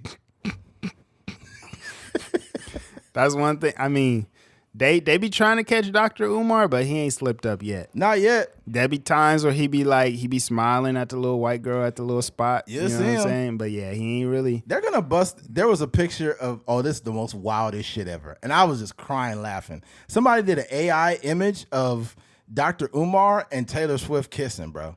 That shit was hilarious, and she had like African garb on. She had like a dashiki with like one of the African head things. Yeah. I was like, this is wild. That's hilarious. This is wild. Yo, you got to pull up that. You seen that soundbite of Dr. Umar when he was talking about like being a therapist and how he's like, we cannot therapize every young black man on the corner. He's like, some of them is going to sleep for good. You didn't see that soundbite? No. Oh my God. Hold on, dude. Hold on. I gotta find this shit. This shit was hilarious. Oh man. Hold on. Yeah, Dr. Umar is comedy. Yeah, that dude is always doing some shit. Let's see. I understand. Okay, hold on. It's a 9-second. Oh fuck. Oh, this is a TikTok. I can't send you a TikTok though. Yeah, because they fucked your TikTok up. Yeah. Oh, I think I found it. I'm gonna send it to you right now. I'm sending it to you via text. All right. Let's see. People got to hear this. This shit was fucking hilarious. All right, I just sent it to you.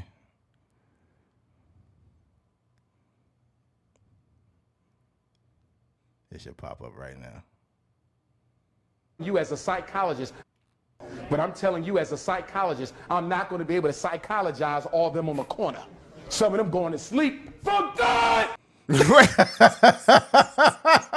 Nigga's crazy, bro. That nigga's psycho. Oh man. Oh man. That's an old Dr. Umar. That's an He old had a haircut. Yeah, that shit was hilarious. Yeah. That's crazy, man. Oh man. Let Michael Eric Dyson get his rocks off, man. Oh man. That's I think he fucked up though. I think that that's what I will say, and this is no disrespect, because me personally, I like all women, but in his case, if he's speaking for black people and advocating for black people and he's pro-black and he claims to never mess with a white woman, there are too many attractive black women in the media space for him to be doing this. I think yeah, I hear you. I think the real niggas would just be like, it's cool, like we get whatever. it. But I think that, you know, in terms of even the space that he created, like primarily, you know, speaking for black people, but you just double down on saying like, you know, you trying to deny it. And this is just trying to save face. We understand. It's the whole, my phone got hacked, or, you know, that's his version of this. But it's just like, dog, I think if you would have just owned it, it would have, I think more people, more of us, like our community would be like, I get it. Like you found a white lady attractive, and you probably seen her in person, was like, oh, she looked cool and whatever, and you know, you took a picture and you try to, you know, shoot your shot, but it didn't really work. So yeah, I don't like her calling him a creep and stuff like that. I think he was. Yeah, I think it's just normal flirting. Yeah, it's normal flirting. I think she's OD. It's very immature. Right. And also, it's just because how do I put this? I think that they all got a job to do, and he should have known that. He should have known that, like, his role is to be the pro-black, left-leaning, like, political pundit, and hers is to be the conservative, you know, person making counterpoints to his arguments. And at the end of the day, this nigga forgot that shit. Yeah. Once they stopped talking to her, he was like, all right, I'm taking the mask off. I do like your white body. I do love the way your skin looks like almond milk. Yeah. Okay. And I want a piece of that. So it's like, oh, you're so hilarious. I think you're so funny. And then she just kept digging deeper holes. Yeah. And I wonder if they got a whole nother text thread. Man, I mean, it's possible. She might have been giving him a little bit of action. It'd be crazy. Would be crazy if she's saying all of this, calling him a creep and everything, but he still kept them head videos. Dang. That'd be all bad. He kept the files. Like, as you see here, we have a European white woman that is sucking a black penis. And what's going on right here on CNN is this is the woman that was accusing me of being a white woman chaser, when in actuality, she was chasing my very light-skinned penis. And that is what the conclusion of this situation was. The vicious viscosity in which she was giving me head gave me real pleasure beyond measure. And as Jay-Z said, He always be quote Jay-Z. he's like, I cannot forgive him what the streets did to me.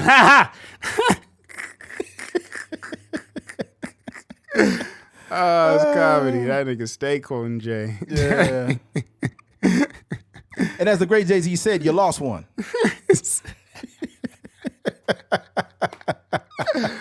Man. And as the great orator from Brooklyn named Sean Carter once said, when the Henny's in the system, ain't no telling. When I fuck him while I diss him, that's when they be yelling. I'm a pimp like blood, not relation. I replaced them. Oh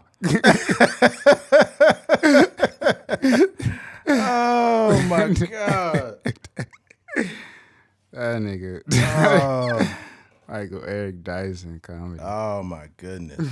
All that shit ain't gonna work no more. You gonna start quoting, you can keep quoting all the black people you want, but she was chasing some white ass. Man, You better stand on it. Yeah. You better stand on it. Yeah, man. All right, there's that. Let's switch think I gears. got and one more wrap in me, this thing man. up. Yeah. No, that's all we got. We'll All make right, this cool. quick. It's the Cowboys. We don't All have, right, yeah, well, ain't a let's lot get- to say about those losers. Anyways, switching gears. Jerry Jones appears to make wild comments on Cowboys players' privates. So he's basically measuring his players' dicks. It's very strange. And you got the audio, so go ahead and play it for us, Keith. 5'9",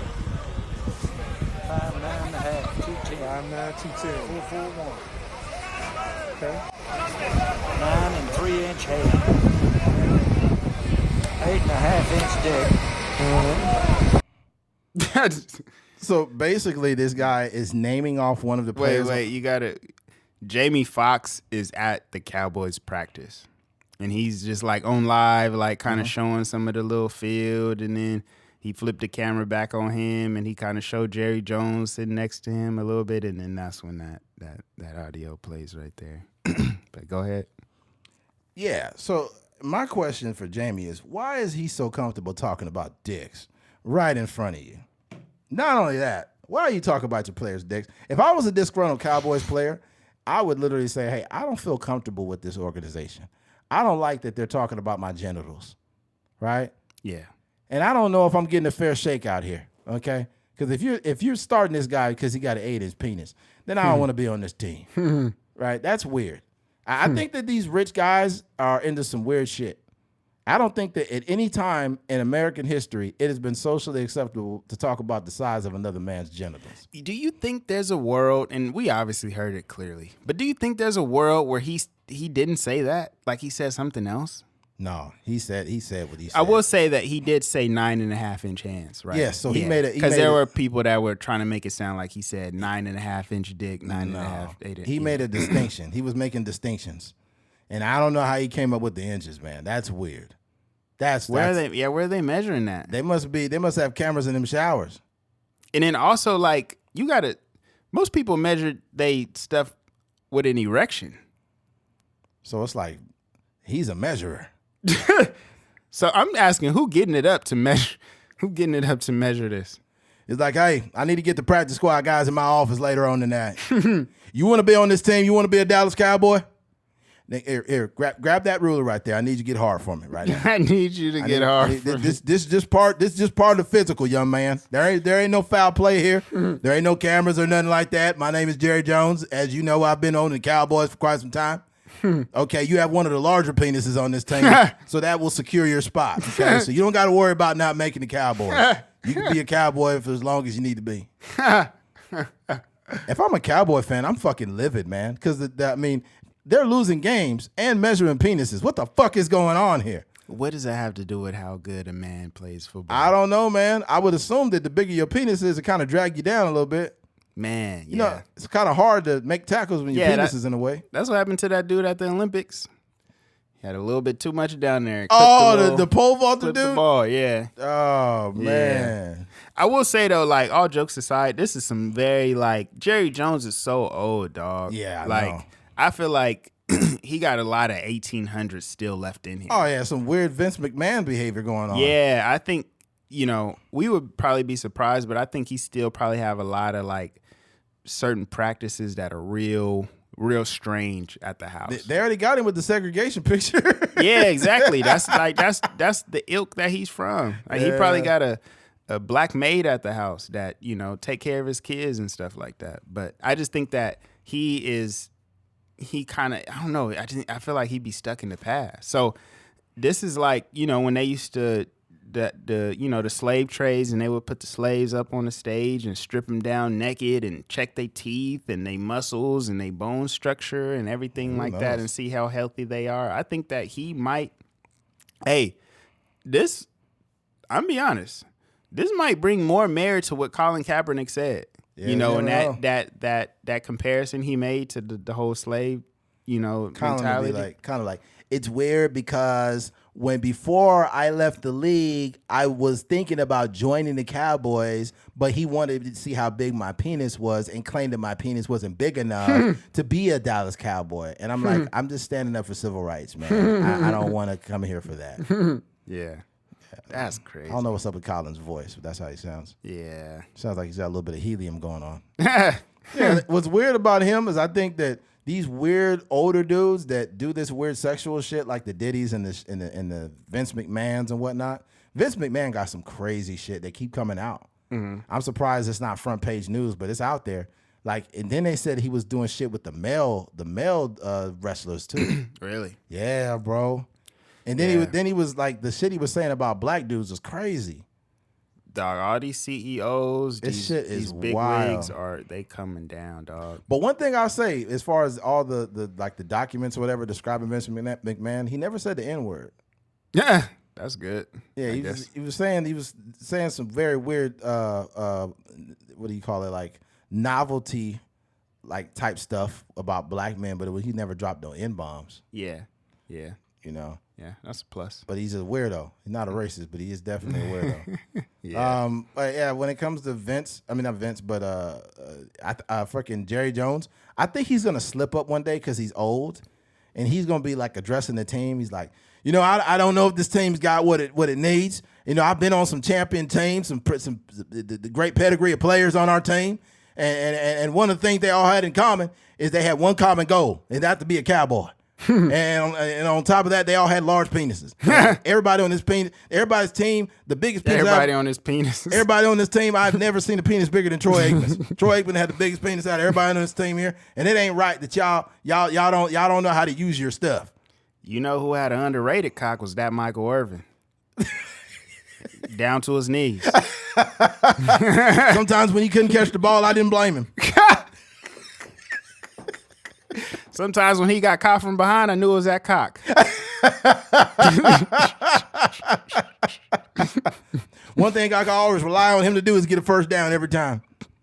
He just swung that ball over every time. Swung that thing right over and got the ball. And this team don't got the grit that those boys had. We had some good boys on that team. Oh, I'm dead. You imagine his dementia just acting up? Be like, there was some good boys on that team. Sweet home Alabama. What's wrong with fucking Jerry Jones's brain, man? Oh, that's comedy. Jerry Jones gonna need to get a software update. That nigga need an iOS 18 update, bro. Dog, it don't make no sense. God, like, why is he having this conversation? He's like, look here. And the person listening is just like, yeah. That's good. Like, good statistics, like good measurables. He's like, look here, I couldn't find a home for you as a Dallas Cowboy, but I've seen you in them showers, and I understand you got something, you're working with some nice here. This my girlfriend here, she's my latest girlfriend. She's just taking a liking to you. She's seen you got a lot of talent out there on the field, and you may not be a Cowboy, but you could be an affiliate of the team. Right. You'll travel with the team. You'll wear you'll suit out. You'll wear the gear and everything like that. I just need you to fuck my wife. That's all I need. Dang. As this is obviously satirical, right? But you could imagine though. You know how they? I think he let go of Julian Edelman or something like that. Do you remember that? No. It wasn't Julian Edelman. You got your white boys mixed up, Keith. It was Danny Amendola. Yeah. I mean, all those slot receivers, Wes Welker, Amendola, Edelman, they all kind of fall in the same pocket. But yeah, I could just imagine him bringing in like some player that's just about to get cut. Like, you know what, son? You were doing good out there. You made a couple good catches out there, made a couple good tackles on special teams and everything like that. But the truth of the matter is you just don't got enough dick. So we're going to have to let you go. Can you imagine hearing that as a football player that wants to really break into the league? Yeah.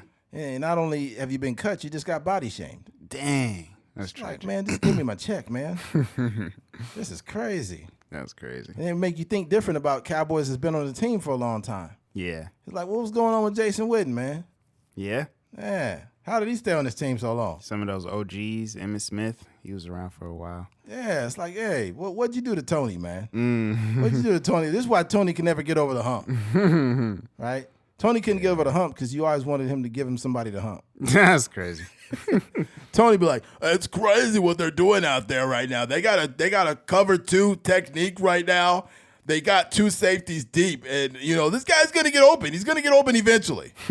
And then 2 plays later, I was just mentioning this a while ago. He seemed like he was gonna he had a quick slant over the middle. One guy had a shallow cross.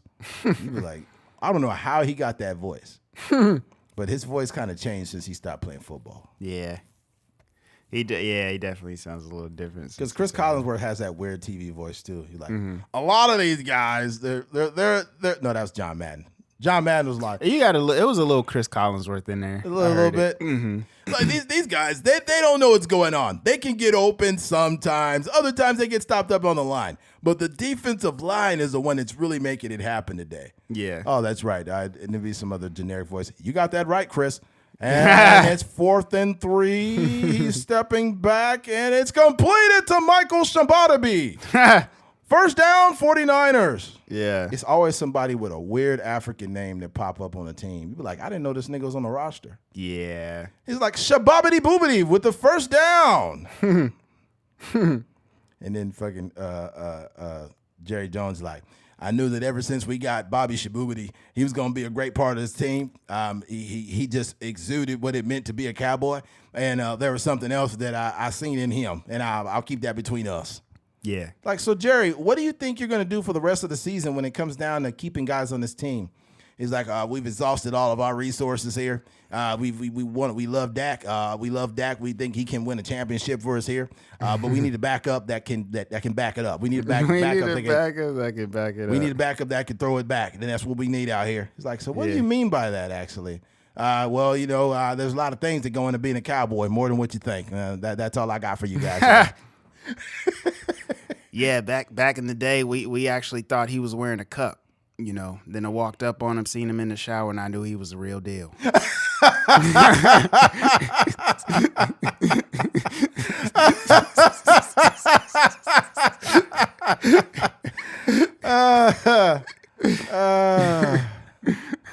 Oh my God. Oh man, it's like, I knew he had a lot of grit, he had a lot of fire in him, and I asked him what position he wanted to play because he was in between playing quarterback, cornerback, possibly wide receiver, and he said, "I'll do anything it takes to be on this team." And he said, "I don't know what position you want me to play," and I told him, "I want you to play BBC. That's what I want."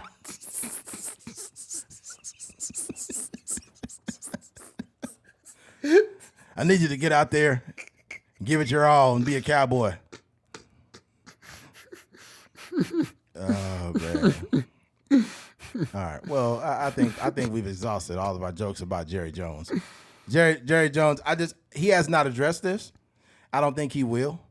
But you might need to, man. Mm-hmm. You're being a measurer. Okay, stop being a measurer, buddy. All right. That is crazy. Yeah, I'm sure Jamie Foxx is going to say something eventually. But I don't know, man. But he's a comedian. Like, you know what I mean? Like, I don't think it's going to be, he not going to pop on Instagram Live. No. I just think he going to go to some talk show and they're going to be like, hey, man, what's going on? Or he might get on a little podcast or something like that. But, yeah, that's crazy. He's a comedian, but, hey, he could be a measurer, too. I don't know. You never know, man. I'm not going to call him a measurer. I'm not going to call you a measurer, man. But you were right. You were near a measurer, that's for sure. You were right. You were in guns. You were earshot from a measurer. That is crazy. He probably ended the live because he couldn't believe what that nigga just said, though, too. I mean, he wasn't talking to Jamie Foxx. No, he like said he it talking wrong. to somebody else. But that is the craziest thing I've ever heard. And imagine you sitting there, you're being innocent, you're recording the video, and you're like, yeah, it's my good friend Jamie here, man. He's a great guy, hung like a horse, by the way. Great guy, great actor, great comedian. And he's got something for you. If you try him out, he's got something for you, too. Just got a real Oscar down there. He got, what do you call it? Emmy nominated. He got an Emmy nominator down there. That's what I call him. I call him the Emmy nominator because he's got a nominator down there. He got an Emmy denominator down there. Oh, man. That's crazy. Man. All right, man. Well, it looks like we made it to the end of this episode. If you made it to the end of this episode, we appreciate you. Thank you for listening to a Trucker's Mind podcast. I'm Eddie McGee. It's your boy K Finks. We're out of here. Peace.